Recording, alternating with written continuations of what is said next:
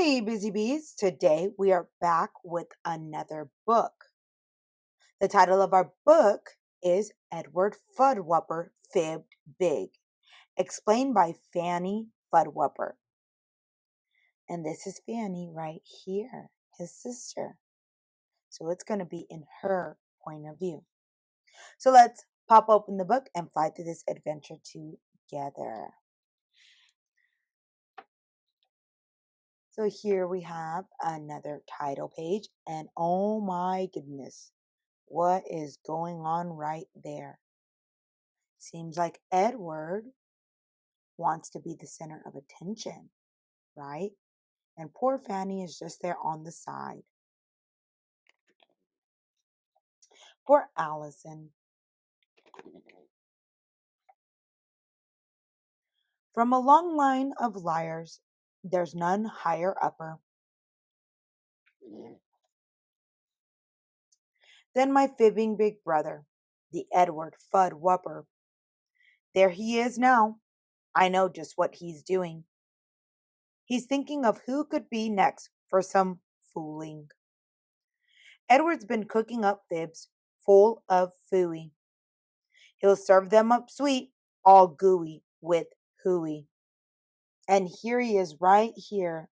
Seems like he's planning to get into some mischief. And if you look at the top, there's poor little Fanny. It's almost like she's hiding from him.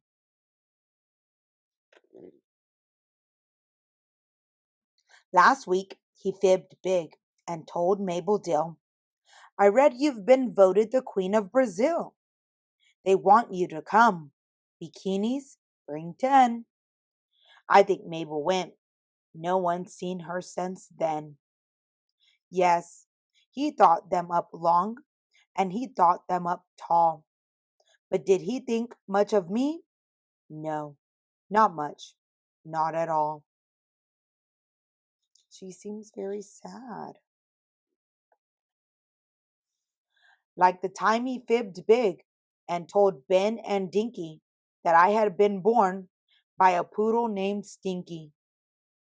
That wasn't so nice, but that fib I'd forgive, if only he liked me or noticed I lived.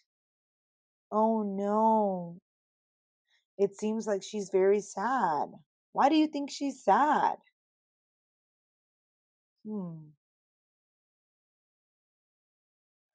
Early this morning, he did it again. He whacked a baseball and things smashed in the den. Smack! Dad rushed on over and found Mom's cracked pig. Then Edwurd Fudwupper fibbed way, way too big. Uh-oh. It's all truly, clearly quite simple, you know. The whole thing was done by two pigs from Pluto. They were cruising by Earth, looking down from above, when they spotted Mom's pig and fell deeply in love.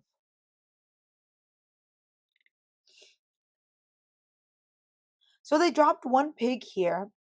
He just could not resist.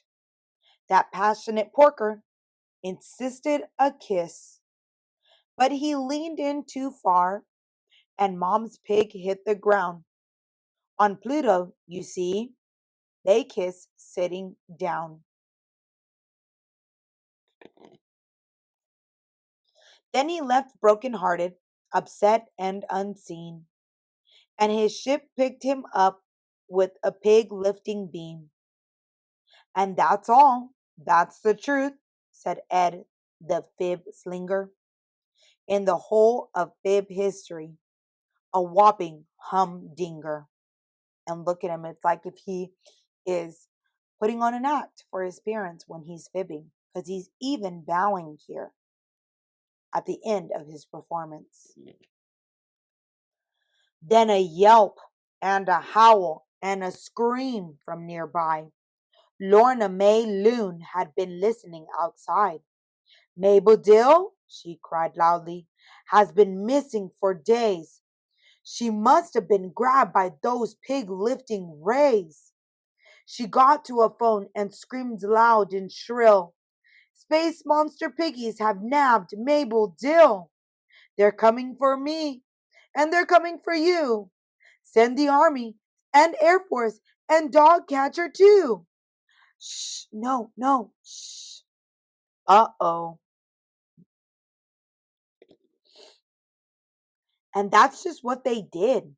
They came for they came for space pigs with planes and with tanks and with loud whirly gigs. Oh, it was dreadful. A real world stopper. All from an Edwurd Fudwupper fat whopper. And look at him now. He's probably regretting his decisions. They pointed their loudspeaker dishes to space, and those generals roared to Red in the face. Now listen out there. We'll shoot. Yes, we will. Come back here at once and bring Mabel Dill. Edward watched all of this for quite a long time, but people were staring at something behind. Oh, rats, Edward thought. How much more could there be? He's saying, man, I got myself into a real big pickle now. A face filled the sky, from the hills to the sea. It did not look happy, nor pleasant, nor soft. In fact, that big thing looked somewhat ticked off.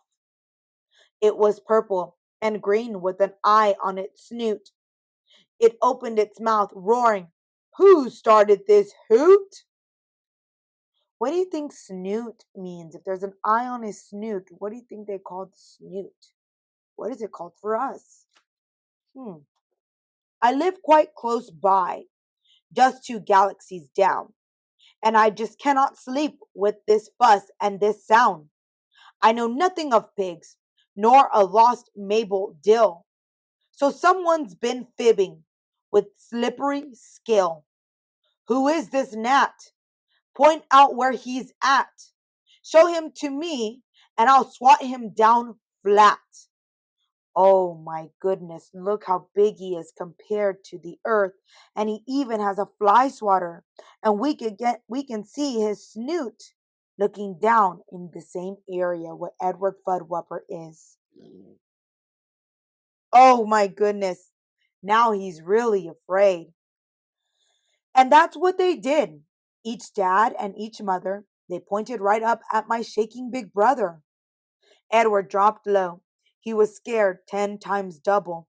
He fibbed way too big and was now in huge trouble. Then wait, what's that sound? A small voice and fine. Everyone stopped. Whose was it? It was mine. Oh, please, I called out. It's my fault. Don't you see? I broke that blue pig. Edward's fib was for me. So, dear grumpy thing with 3 eyes in your head, see that it's me you should swat down instead.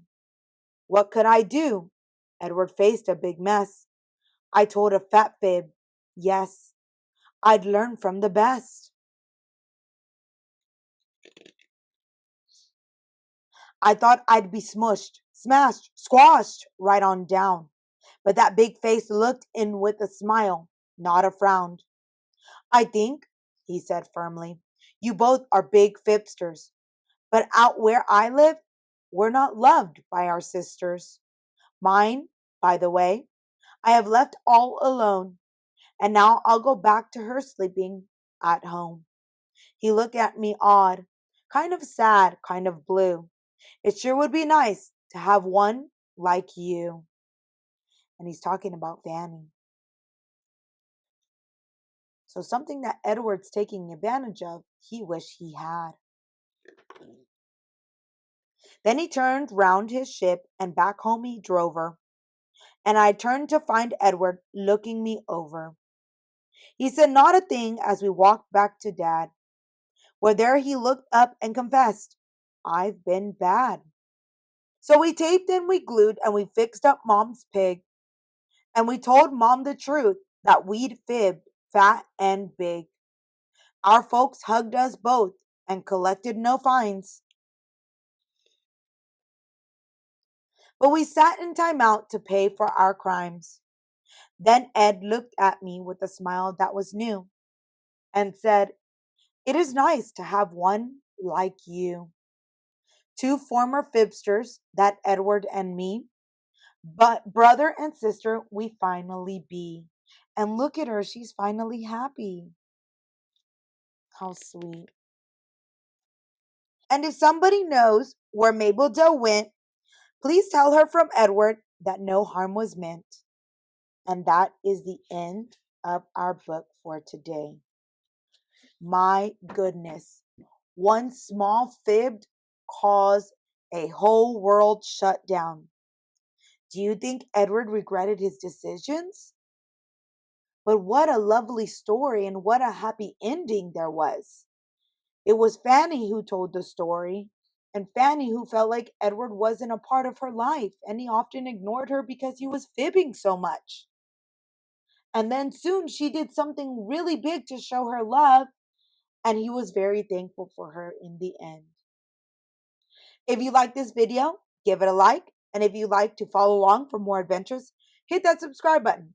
And I will see you on the next one.